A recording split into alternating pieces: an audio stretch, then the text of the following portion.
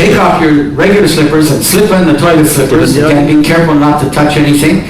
And then when you're finished, of course, you come back, take off the toilet slippers, slip on the regular slippers, and then you go to the towel room and take off those slippers. And it can be kind of confusing, and I must confess that at least 2 or 3 times I wore my toilet slippers into the living room. You would do it too, it's not just me. Who thinks to take off the slippers when you leave the washroom? So, again, cleanliness. The Japanese home does not have the toilet in the same room as the bath. It's considered the toilet is a dirty thing and the bath is a clean thing. Japanese people are impressed, okay, let's talk about toilets for a minute. You'll see these everywhere in private homes, you'll see them in McDonald's, you'll see them in department stores, institutions. These are the high-tech toilets. And I'm intimidated by them. I don't know about you. You know, why is there a control panel beside a toilet? It sort of reminds me of a rocket launching thing. So you have to be a little bit careful because you're probably going to be curious. So one thing you shouldn't do is bend over and press the buttons. Because they often have a robotic arm that comes swinging out and sprays up into the air.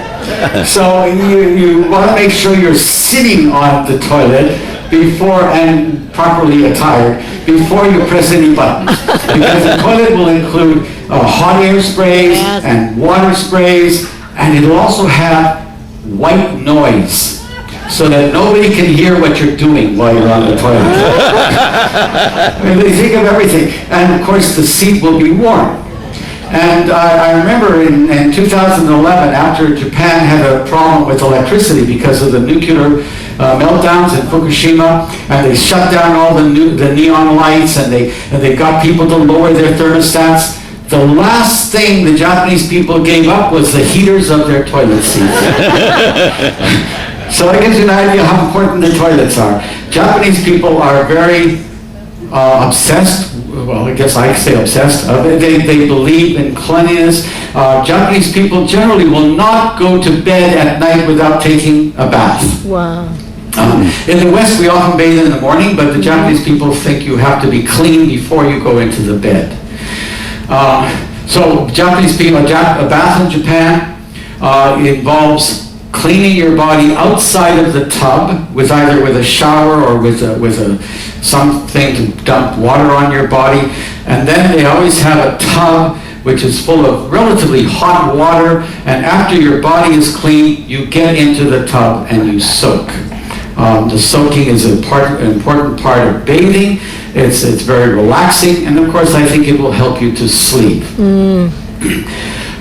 The Japanese people take this bathing, though, beyond just cleaning your body, and they go into what I would call social bathing, bathing with others. So it's not unusual in a Japanese home for several of the family members to bathe together. What that means is they will get into the tub together. The tub of hot water will be used by everyone in the family, not always at the same time, but sometimes at the same time. And Japanese people like to bathe at hot spring resorts. So onsen in Japanese means hot spring. This is rotenburo, which means an outdoor hot spring, and they're all over Japan. I'm going to do another talk on the geography of Japan, and Japan is an extremely geothermal active country, and virtually every single part of Japan has hot springs. And people, in Japan, people don't go to the beach to relax, they go to a hot spring resort to relax. And when you go there, you spend the whole day just bathing and relaxing and going back and bathing again. And remember, the best part of the bathing is soaking in the hot water. And so you can see here there are people. This is my favorite hot spring resort. It's close to where we live in Sendai. It's called Ozawa Onsen. And the people that they bathe, they sit there in the water, and often it's a way of making friendships. In fact, in Japan, they have an expression called hadaka no tsukiai, which means naked friendships.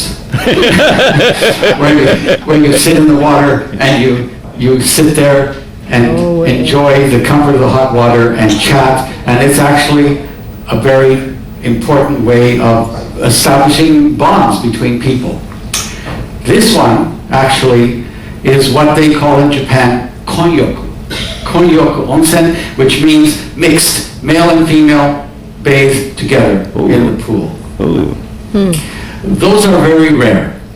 You don't find them in most of Japan, but in the north of Japan, where we have our home in Sendai, actually they're quite common there. This konyoku onsen. Here's 3 fundamental ideas in Japan. I just go through them quickly. When I first come to a country where I'm intending to learn the language, one of the things that I do is listen to what people are saying. And if I hear some words or expressions that are used often, then obviously it's one that I should learn. So I remember when I first went to Thailand, I lived there for 8 years, I wanted to learn Thai. I kept hearing expressions that were all very, very nice. Things like fun and good and great and wonderful. And I heard them all the time. When I came to Japan, I was listening. What are words that they use a lot? Well, that gambaru, you hear it all the time. So what does gambaru mean?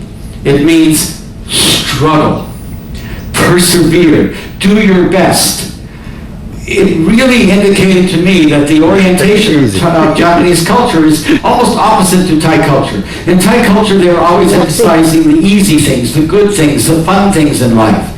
But in Japan, they were always emphasizing duty and obligation and struggling and working hard.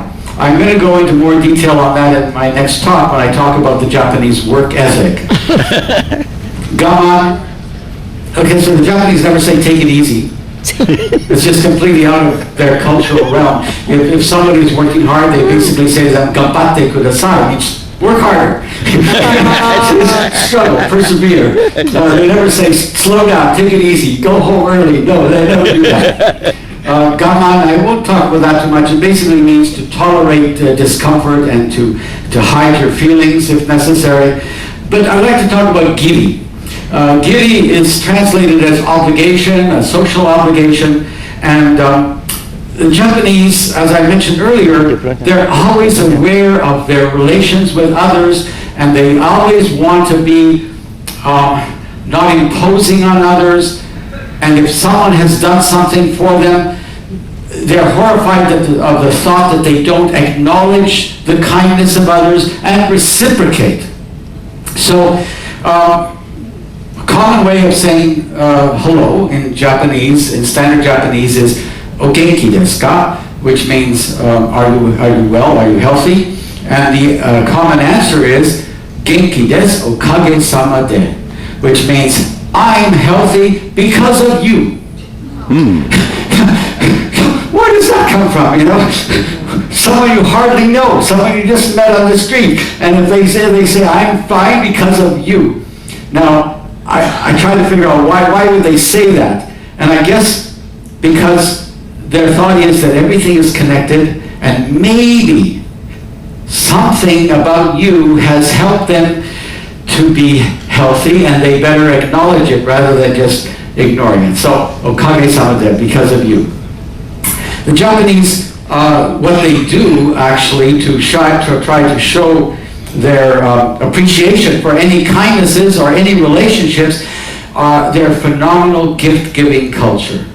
I think the amount of gifts that are exchanged in Japan it's phenomenal. I saw a statistic which said Japanese people spend more money on gifts than the entire cost of the United States judicial system. Oh man.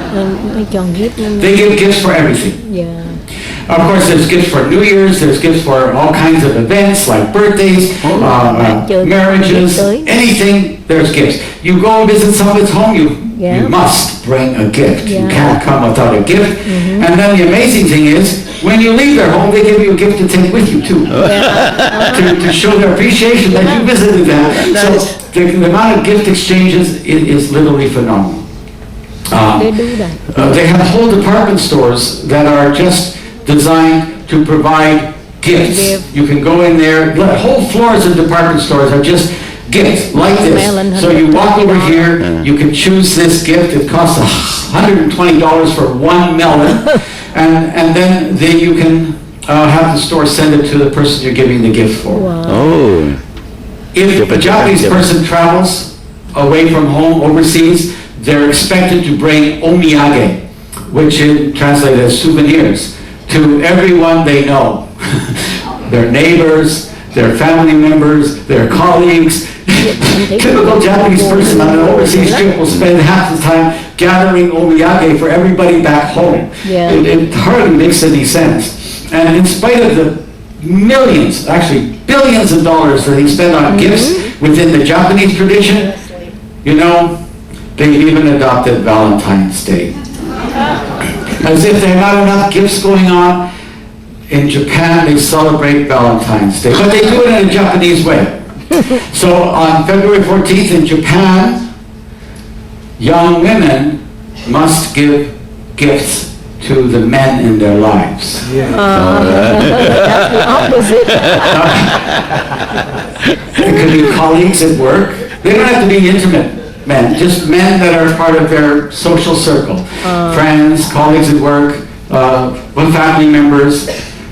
But then, the merchants in Japan are really smart, because on March the 14th, 1 year later, 1 month later, all those men who receive gifts have to reciprocate.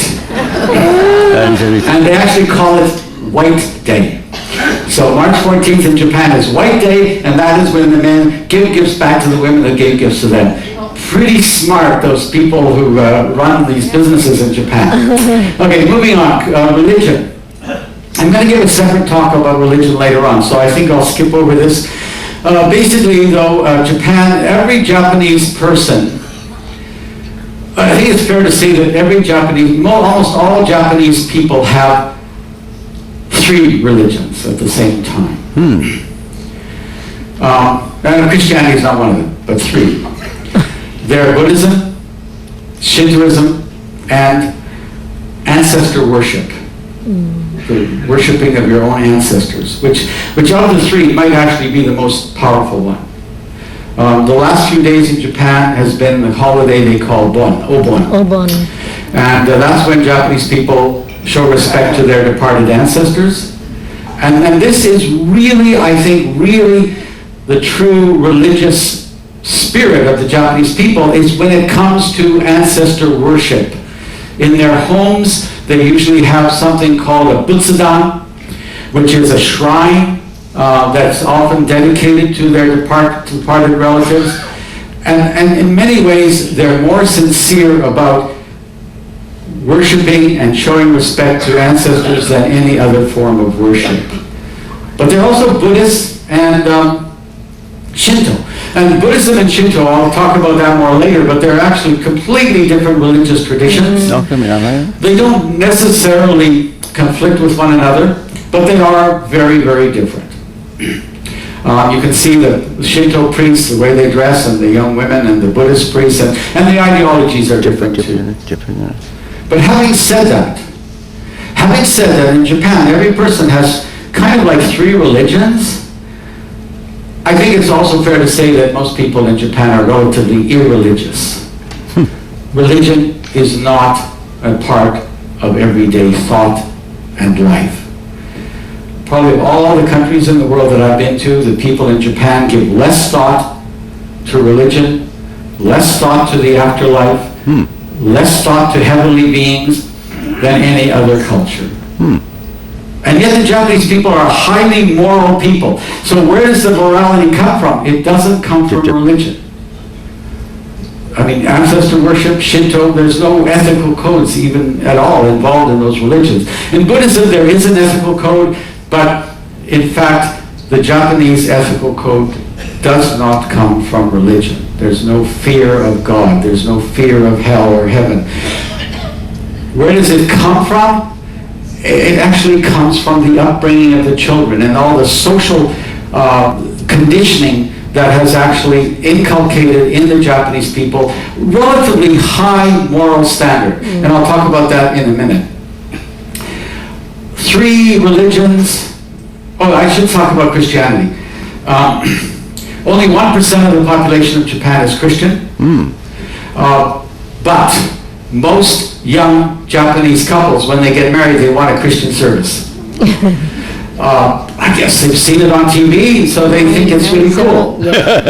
So the women want to have a Western-style white wedding dress, and all of the institutions in Japan that organize weddings, they always have a chapel that looks like a Christian chapel, and as part, most of the wedding service will be done in a Shinto fashion, but part of it will be in the Christian chapel. And so when I was working in Japan, I met a lot of young Canadian men who were there mostly as English teachers, but they made a little extra money as marrying people, and they were just English teachers, but they would work part-time as fake priests to marry people in fake chapels. And everybody knew it was fake. It didn't, the actual marriage was a Shinto marriage and then the civil ceremony, but they wanted to have the fake Christian ceremony. So that's the Christian element, getting married in Christian. Japanese people, their view, their philosophy of many things, but including religion, is very eclectic. There are no borders between things. Things can flow into one another. You can be this and you can be that, and they can be opposites and you can be opposites at the same time.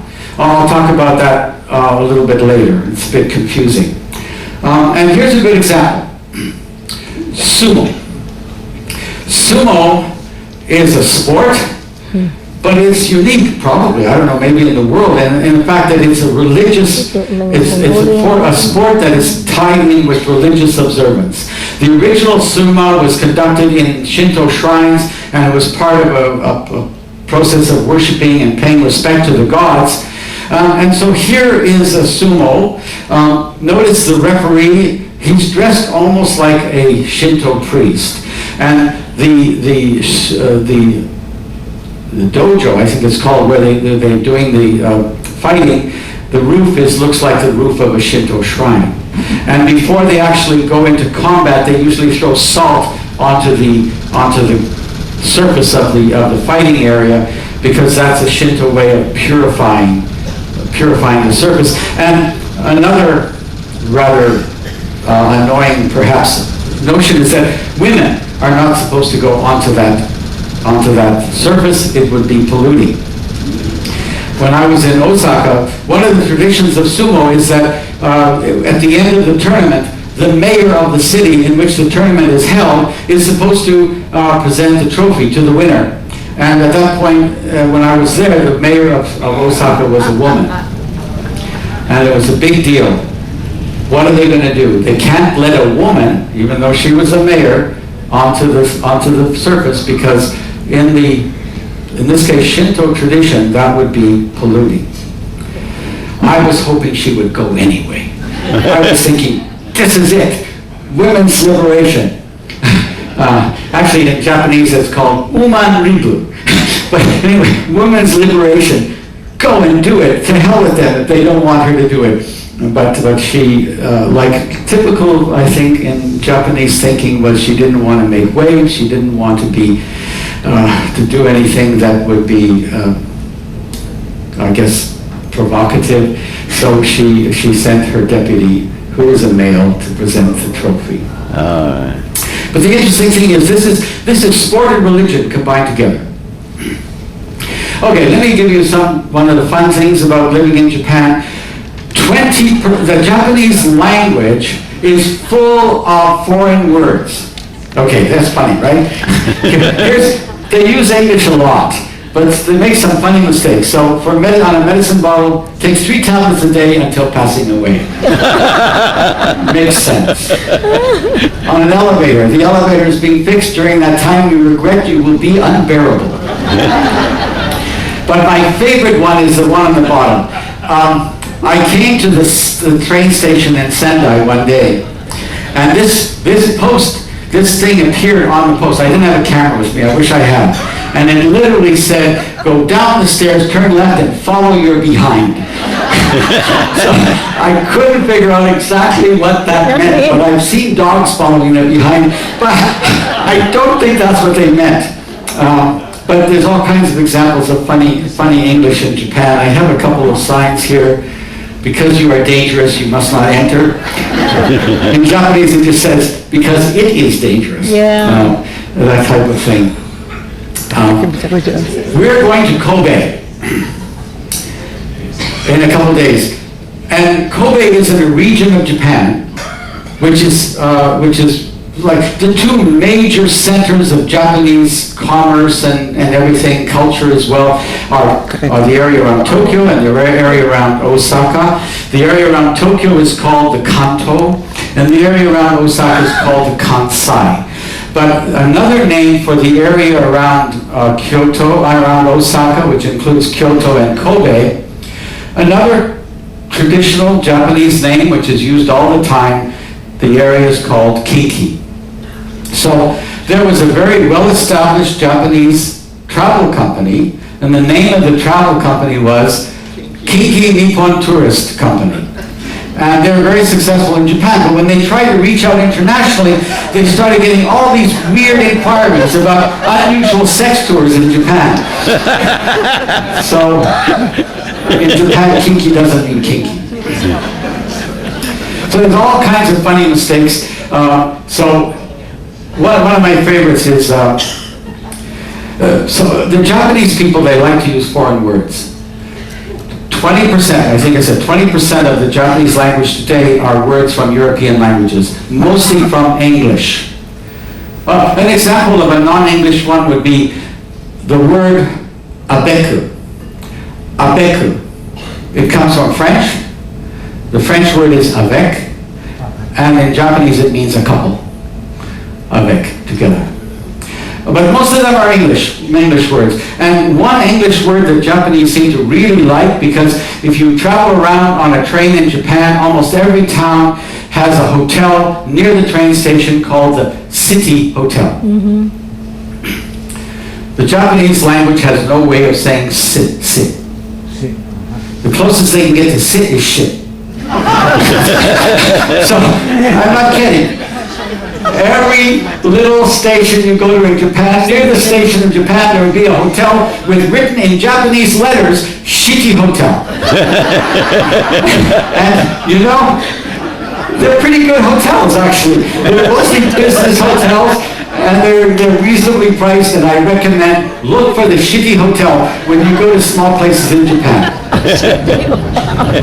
And one time, I had a delegation of city planners from Canada. They were visiting Nagoya, and there was a reception, and the Canadian city planners were there, and the Japanese city planners were there, and the mayor was there giving a speech.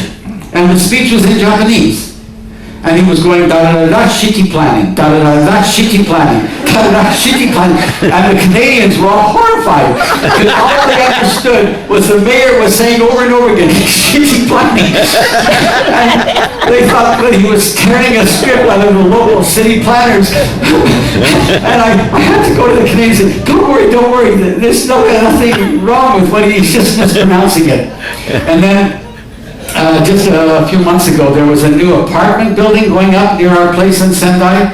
So I went to the front of the building to see what the name of the building was, and sure enough, it was being called Shiki Towers. So the Japanese make mistakes in English. Famous classical one, the Japanese have trouble with R and L, yeah. R and L. And so they really do. I mean, my wife, she's constantly asking me, is that an R or an L? She cannot hear it. And so they sometimes mispronounce, like love becomes rub. It's I rub you is kind of weird. but my favorite example, and this is a true story, in I think 1950s, General MacArthur, who had been the head of the occupation in Japan, was actually quite popular in Japan, because the occupation in Japan went much better than the Japanese had expected it would, so he was quite popular. He was running for the election. I think he was running to be president of the United States. And in the course of his campaign, he did come to Japan. And when he arrived at the airport in Japan, there was a big banner that had been written by the local supporters who wanted to show their support for him. And the banner said, "We support General McCarthy's election."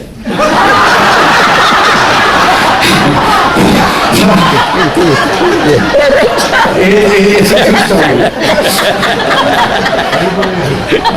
But then we can make mistakes too. I mean, when we speak Japanese, we can say some pretty funny things too. And my favorite example there, in English, if a vowel is short or long, it generally doesn't change the meaning of the word. Like take the city Osaka. We usually say Osaka, but in fact the real name is Osaka. It's a long O. But in English we don't really make that distinction. But in Japanese it completely changes the meaning of the word. So my favorite example of where the length of the vowel makes a difference is the Japanese word for manager or supervisor is komon. But if you take the O and stretch it out, it becomes komon. So komon and kolmon. Well, kolmon means anal orifice. So you want to be careful you don't point to your boss and say, "This is my anal orifice," because it makes a big difference in the meaning. So there's all kinds of mistakes that we can make as well. If you think that a young woman is cute, the Japanese word for cute is kawaii. Kawaii. But if you mispronounce it and you say kawaii, so your kawaii means you're cute. If your kawaii means you're scary. So it's going to put a crimp on your love life if you don't get those words right. And I can go on and on with more examples of funny Japanese, but I better stop. Taverna. Taverna is a common word, and this is in Greek and all over Europe. It's funny in Japanese because taverna in Japanese means don't eat. so they go to Europe and they see all these places with big signs that don't eat, don't eat. It's kind of weird. Just briefly talk about pachinko. You may, if you walk down any mall in Japan, you may hear ping, ping, ping, ping, ping. That's pachinko. It's something that has not been exported from Japan. It's something that I can't even understand why it's so popular in Japan. If someone ever asked me, what is your idea of what hell would be like, I would say a pachinko parlor. You go into a pachinko parlor. A pachinko is basically a vertical pinball machine. But you have no control over the pins. All you can do is just sit there and watch. And it makes noise, and usually the room is full of cigarette smoke, the air, you can hardly breathe, and all these people are sitting there mesmerized, staring at these balls falling, and I can't understand why it's so popular. $250 billion a year industry, pachinko in Japan. Wow. And no one else wants to do it. No one else in the world has adopted pachinko. So many cultural things have come from Japan and spread around the world. Not this one. So I'm not quite sure if I understand why it's so popular in Japan. It's a kind of gambling. If you're lucky, the balls fall in a nice way, you can actually win. We can win a prize. In the old days, though, they didn't allow, gambling was illegal. So if you actually won, all you could do is take your balls, that you win by getting a lot of balls, more balls than you paid for, and then you take it and you exchange it for a gift. So you might get a teddy bear or something. But obviously, most of the people in here aren't interested in teddy bears. So again, in Japan, there's a way around. So usually, if you go out of the pachinko parlor, go around the corner, there's a little shop where you can exchange your teddy bears for cash. So that's how it works with pachinko. So you can actually make a little money. More vending machines per capita in Japan than anywhere else, I think, in the world. It's an average of 1 per 20 people. You can find them everywhere. Not only on busy streets, you can find vending machines in the middle of rice paddies. Can't imagine why they'd be there, but they're everywhere. Vending machines are everywhere. Probably more than any other country in the world. And again, why is that possible? Probably because nobody vandalizes them. They can stick them in the middle of a field that, where there's no security, nobody watching, and they know that nobody's going to come and vandalize them or break in to get the money. Yeah. So that's probably an indication of something about Japanese culture. And they like vending machines because they're very convenient. But they're very safe. Talk about safety in Japan. Oh, Japan. Most people will say, I think it's generally understood that Japan is the safest developed country in the world. The crime rate in Japan is lower than anywhere else, any other developed country in the world.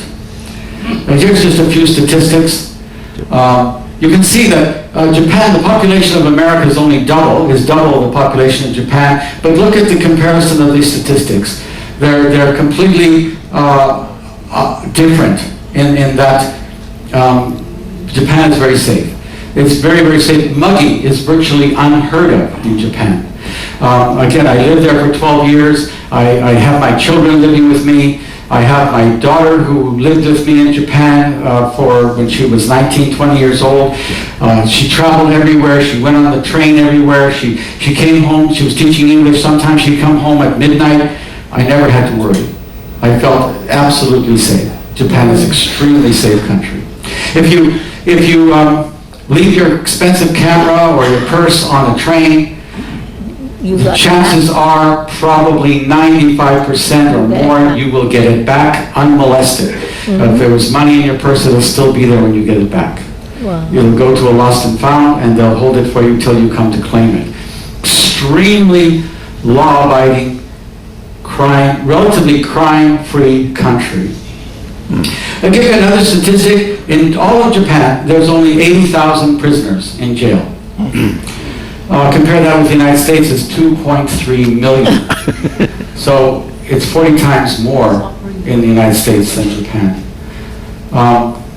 So that's pretty dramatic. Now, there's one thing I want to warn you about, one safety issue in Japan. They ride their bicycles on the sidewalk. And I don't like that. And I've seen, sometimes they ride too fast, and sometimes they weave in and out of the pedestrians, and I've even seen them texting while riding their bicycle. And I don't like that. I think it's not safe, but I've never seen an accident, but I still think it's not safe. But one thing I've learned to do, and I would recommend if you're on the street in Japan, don't make sudden stops, because the bicycle drivers are assuming you're going to keep doing whatever you're doing. So don't just suddenly stop, and don't make a sudden turn in another direction, because you might end up turning right into a bicycle.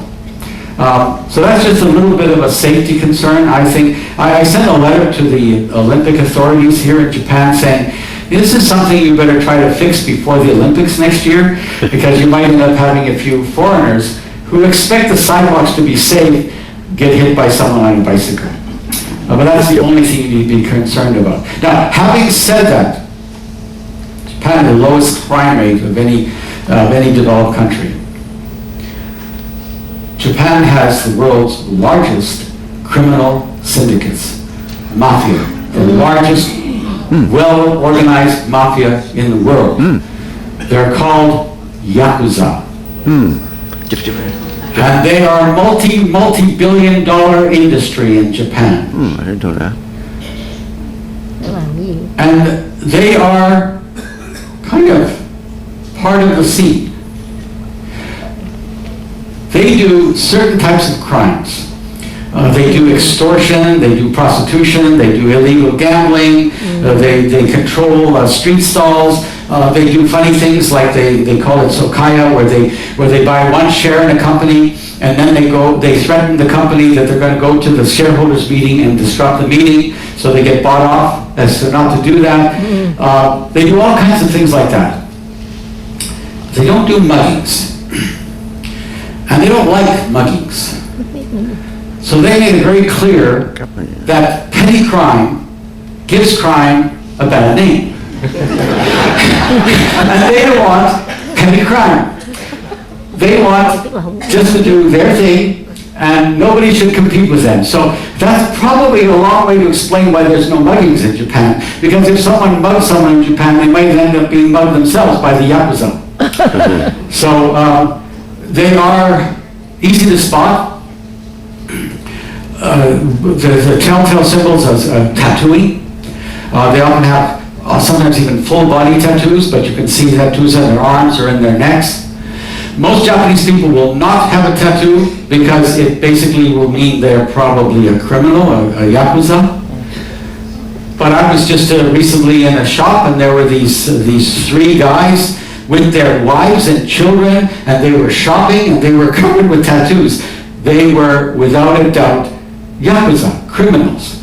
Another sign is that they often have missing digits, because when they do something that offends their boss, the penance is to chop off a piece of their finger. So, and they often have punch perm hairstyles, which are very distinctive, and they often dress like someone that they've seen in a Hollywood gangster movie. So they're pretty obvious, you know when a guy is a Yakuza, and they're blended in with society. In fact, so this is the head of the Yamaguchi-gumi, which is the largest Yakuza organization in Japan. You don't have to worry about Yakuza. They are never going to interfere with the welfare and the enjoyment of foreign tourists coming to Japan, because that would give crime a bad name. So you don't have to worry about the Yakuza, but they are scary. And Japanese people generally are afraid of them, very afraid of them, because even the police and the politicians are afraid of them. They're pretty powerful. Multi-billion-dollar organizations. This one, Yamaguchi-gumi, has 40,000 members. They have their own logo that says Yamaguchi-gumi. That's their logo. They have their own website. They have their own in-house magazine to keep the criminals aware of what the other criminals are doing, who's getting married, who's had a baby. They have their own, of course, name cards, because in Japan everyone must have a name card, because your name card basically identifies you to the people that you're meeting. They have very substantial buildings. This is the head office of the Fukuoka gang. That's in Kyushu. So they have a very, they're right there in the open. To a certain extent, they are seen as honorable outlaws. And the word Yakuza actually refers to the numbers that you would have if you're a loser in a Japanese card game. So they actually identify themselves as society's losers. They're the people from society that could not make a go of it as ordinary legal people, so they have adopted a lifestyle of crime. And there's a little bit of respect for that. Hard to believe, but when I was living in Japan, I remember seeing in the newspaper that there was a demonstration in Tokyo. Women were walking down the streets carrying their babies with them, complaining that they were the wives of Yakuza and the government was making their lives difficult because they were coming down too hard on the criminals. They literally thought they could demonstrate against the government coming down too hard on Yakuza, because that was how they fed their children, that's how they raised their families. That's how open they are. So it's quite amazing. Love hotels. This is something you can see when you travel around Japan. If you see a building like this that looks like a castle, a fairy tale castle, sometimes in the middle of the city, sometimes out in the countryside, they're all over Japan. There are literally thousands of them. And they're short-time hotels. You pay usually for a couple hours. Who uses them? Mostly used by married couples. That's the amazing thing. Because so many Japanese couples live in such crowded conditions often with 3 generations, with the parents and with the children, and with narrow rooms and narrow walls. The only way that a couple could do the kind of things that couple like to do once in a while is to go to a love hotel. So they're really quite ubiquitous. But they're available for anyone. I always got a kick of when I was traveling on the road, down the road in Japan, to check out what the names of the love hotels were, because they're usually English names, because Japanese thinks that English names are sexy. Oh, actually, I remember one was called Amore, so I guess maybe that's Italian. And so I remember driving down the road in northern Japan, and there was Amore, and then we went a little bit further, and there was Heaven's Castle, and then a little further, and there was Paradise, and another one was called Joyful, and I thought, okay, all those names, pretty clear what it's referring to. And then I came across a love hotel called the Canadian. I thought, whoa, I never thought Canadians were thought as being so sexy as all that. But yes, there was a love hotel called the Canadian. I don't know how that works. Yeah, so when you go to a love hotel, the rooms are all themed. Don't ask me how I know. Well, actually I do, I'll tell you. If you're stuck in Tokyo, for example, one time I got stuck in Tokyo. I was living in Yokohama, and at around 12 o'clock at night, all the trains stopped, and so I couldn't get back to Yokohama, so I needed to find a hotel in Tokyo, and I didn't want to pay for an expensive hotel. Well, if you come to a love hotel at around 11 p.m. at night, you can actually get the room for the whole night, not just for 2 hours. And so that's what I decided to do.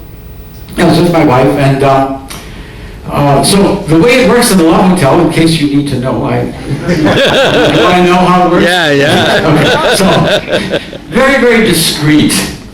You don't have to see anyone. So you come in the door of the love hotel, and there's a menu board, and the menu board describes all the rooms that are available. Now, if the room is not available, the light is up. But if the light is on, that room is available. And it gives you the price of the room. Now, the rooms are usually themed. Romantic themes. Arabian Nights. Spaceships. The Wild West. All kinds of romantic themes. And you can look and see which theme you want, and then you press the button and the key drops down. And then you take the key to a window, and then you push the window. You can't see the person behind the window. The window is just like over here. And you put the key through, and then they know how much you have to pay, and then you pay them, and then that's it. Then you go to the room. So I chose, I guess I have a bit of nostalgia for my teenage days. I chose the room with the automobile theme. So the bed was a gigantic automobile. So, well, I won't go into any details there.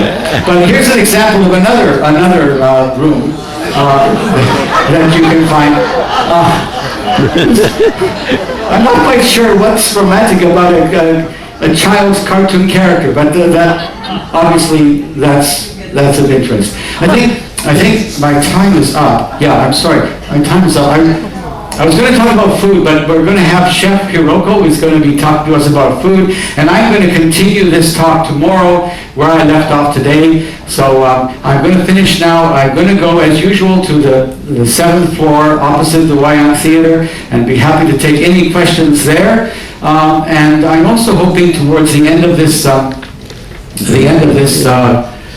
cruise, towards the end, I'll have one session which I'll call all questions answered. And I'll find a room somewhere, and I won't give any presentation, but anyone who has questions, wants me to elaborate on any...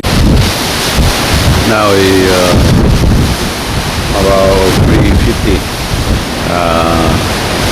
The sea is still rough, so 3:50 on August 16, 2019. The sea is still rough, so we still outside of the port of Yokohama. This is Yokohama.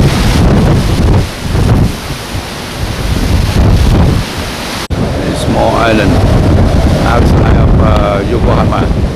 A small island, yeah.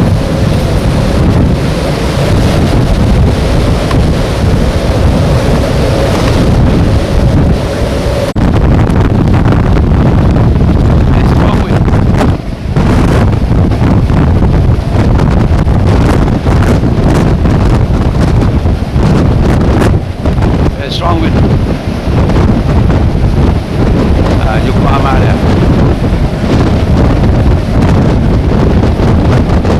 Today, August 16, 2019. The ship stay here 2 days already. Cannot move because the storm happened in Pacific Ocean here. So the ship had to dock outside the port because somebody want to dock there. So they had to move out the dock outside Anchorage. Yeah.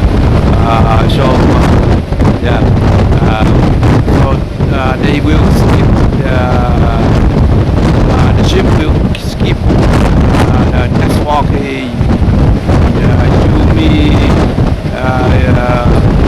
Yumishu and Takamachu. Next two walk is to keep that because we say it there already. So next walk will be Kobe. I hope the storm will die out and we will strong wind, very strong wind right now. Today August 16, about 7 a.m. in the morning.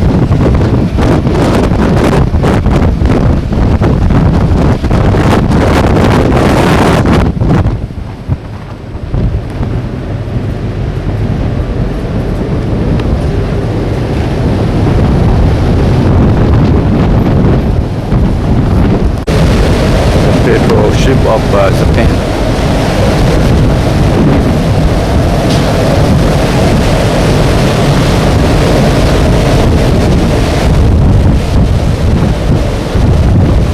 And what they doing here?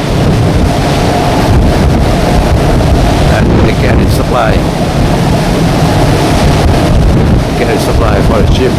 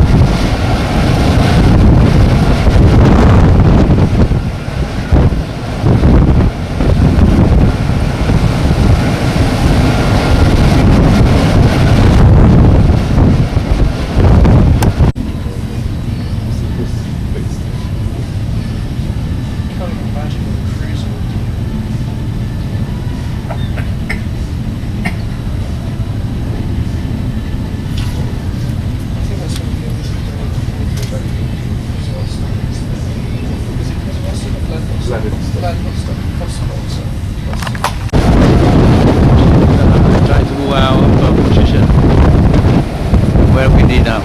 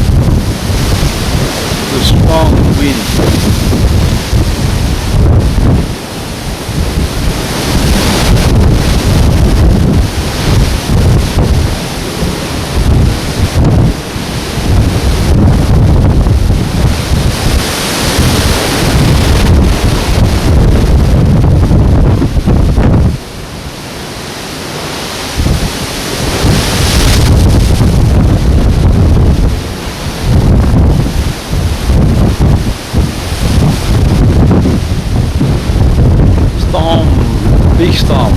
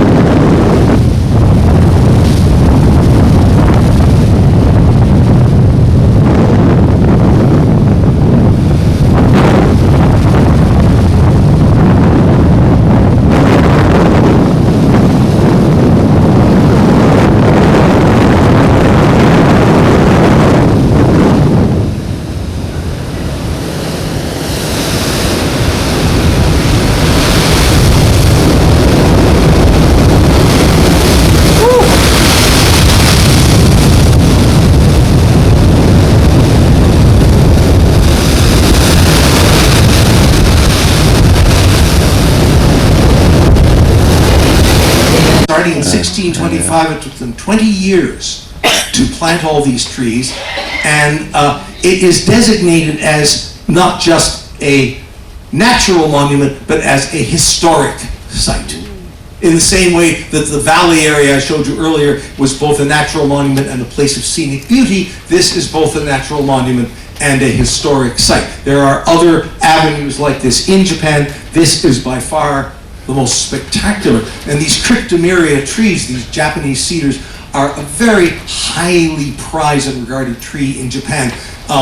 They're used, for instance, if any of you visited the Meiji Shrine in Tokyo, and you have these huge gates that you walk through in order to get to the shrine. They are made of the wood of this tree, the cryptomeria. But there are also, of course, absolutely natural, unplanted forests of cryptomeria in Japan, and some of those have also been designated as natural monuments. This one is on the island of Yakushima, which is a very tiny little island to the south of Kyushu, the southernmost of the main Japanese islands. And the particular tree that you see here is called the Jomon, if I'm pronouncing it correctly, Jomon Sugi, I hope that's right, which is the biggest coniferous tree in the entire country.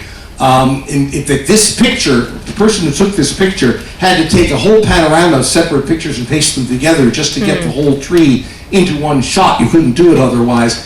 So it's 54 feet around the trunk. And there's arguments as to how old it is. Some people say this tree is about 2,000 years old. There are others who say it's 7,000 years old. Probably the truth lies somewhere in the middle. Nobody is too sure.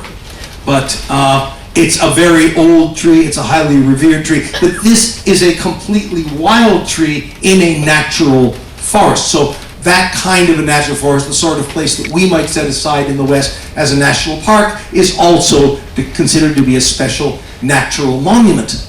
Now, natural monuments that relate to plants don't have to be huge and spectacular.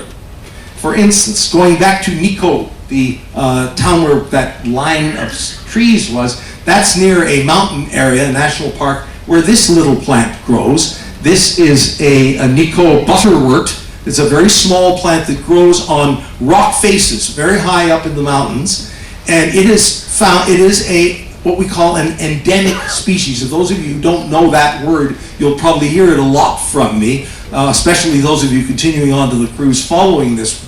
Endemic means found only there. There's nowhere else in the world but in this area. So it's endemic to the Nikko Mountains around Japan. You can't find it anyplace else. Now, this is not an ancient thing like some of the other trees are. It was only discovered by botanists in 1890. But it has been set aside because it is both endemic and because it's also threatened. It's rare. The rock faces this plant grows on are crumbling away. That's partly because of climbers. It's also partly the result of overgrazing by deer in the forest in the area, and acid rain is affecting the rocks on the faces. So this plant is in some trouble. By the way, I don't know if any of you are familiar with butterworts, these little plants, but they're very interesting in their own way. This is not a plant that just sits there and grows. This is a carnivore. Butterworts are among the plants like the Venus flytrap, pitcher plants, things like that eat insects. And the way they do it is the leaves are covered with very, very fine, sticky hairs. And small insects like gnats, they land on those leaves and get stuck. The leaf will slowly curl up around and digest them. So that is an adaptation to usually living in poor soil, where a plant cannot get enough, if the soil is too acidic usually, can't get enough nutrients. That's why you find pitcher plants and things like that often in acid bogs. But this is a rock-faced plant, but it is also a carnivore. Now, you might think it's odd to have a wildflower, a little plant like this, be a natural monument. Well, I'm going to show you one that's even stranger.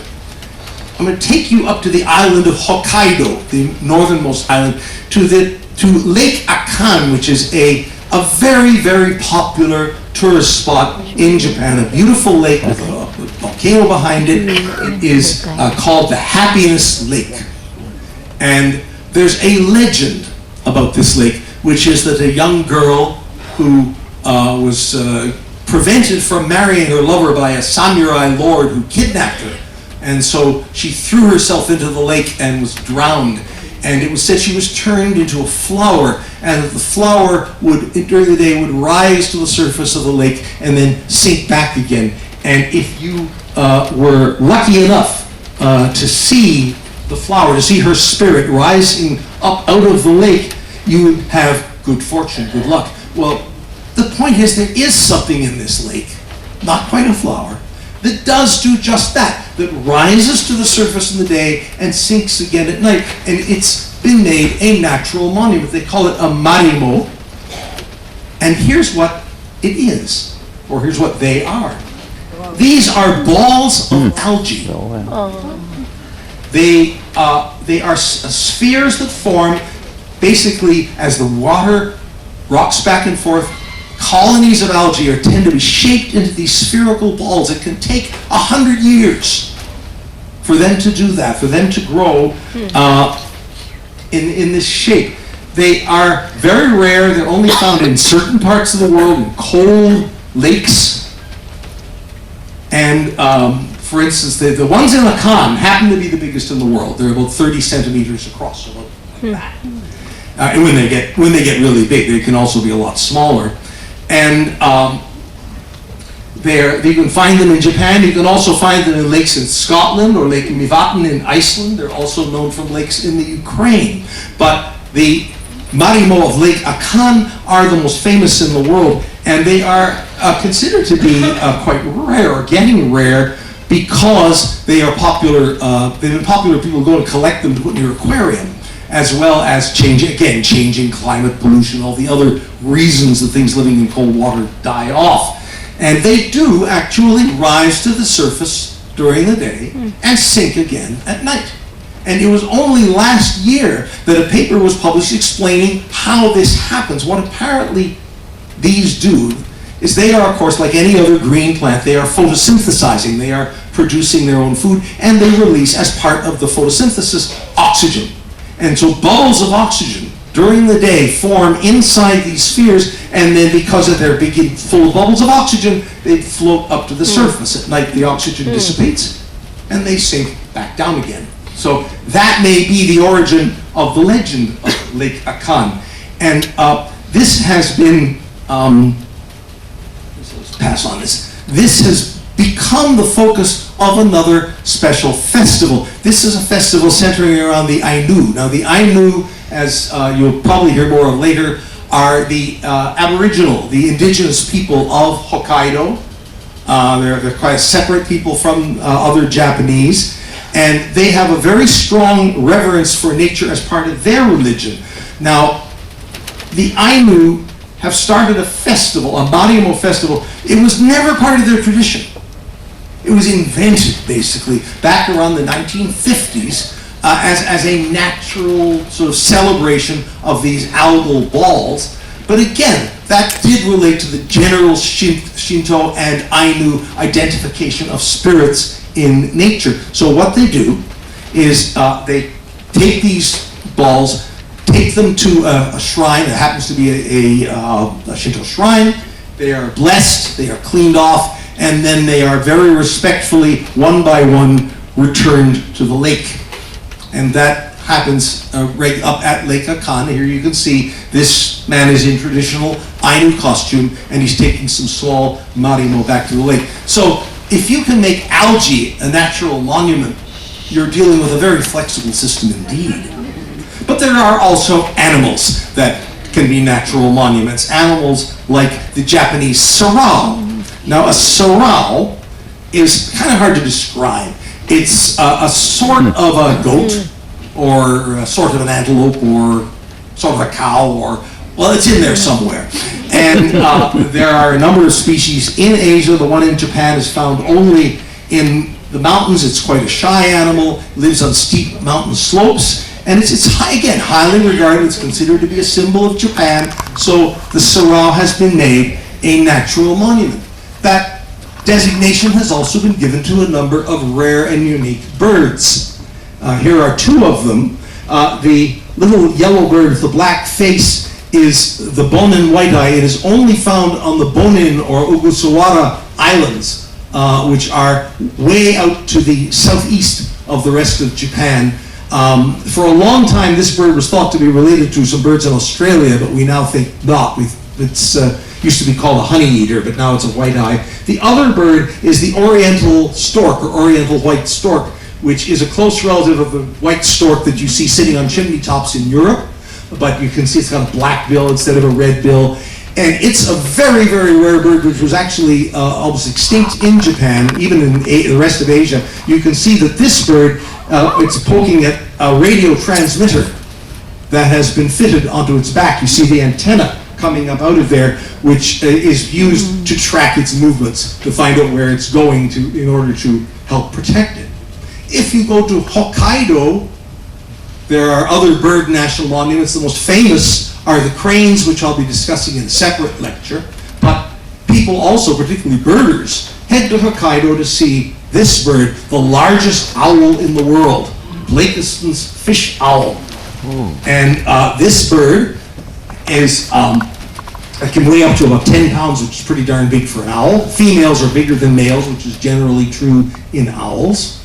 And the Ainu, again, have a special reverence for this bird. To them, it is a god that protects their villages. So, in winter, there are some places where you can see the fish owl quite easily, apparently. So, maybe down as far as over 360 meters, where it's very, very dark. Of course, there's no light. So, these lights that they have on them serve a purpose, and not to help them get around. They don't need that, but perhaps to attract prey or to confuse predators. This seems to be the only squid we know of that can see colors. I would wonder about that. I think some others probably do too, but this one's supposed to be. And these lights, they're called photophores. That's the fancy term for a light-generating organ, like on a firefly, for example. And they are maybe to attract a mate, because when you're down in an area where there's no light at all, how do you notify a member of the opposite sex that you're around? And flashing lights is one way to do it. And also, a predator might find the flashing light patterns confusing before it zeroes in. The bottom picture shows you what the squid looks like if you shine a regular light on it. And so, as I say, these squids mate by forming huge swarms and rising to the surface, and you may consider yourself very fortunate that you are not one of these squids, because after mating is not a guarantee of permanence or of protection necessarily working. This is this isn't actually, this is an otter. In the stamp you'll see the Japanese otter, which is a race, or was a race, of the common European otter. There is no existing photograph of this animal, of the Japanese form. It was declared extinct, as I say, in 2012, 30 years after the last one had been seen. It's a natural monument, but being a natural monument did not save the animal. It is the second largest amphibian in the world. It can weigh, imagine a salamander that can weigh up to 65 pounds. Wow. And there's a bigger one in China, by the way. That's the Chinese giant salamander. And it's also, unusually, I think, for amphibians, this is an animal that takes very good care of its young. For up to the males are actually responsible for guarding the eggs of these salamanders, and they'll do it for up to 7 months. Now, these salamanders live in fast-running, cold mountain streams, and this is one of them. And the village where this stream is has decided to make the salamander a symbol of the village and to use it to attract tourists. This is salamander tourism.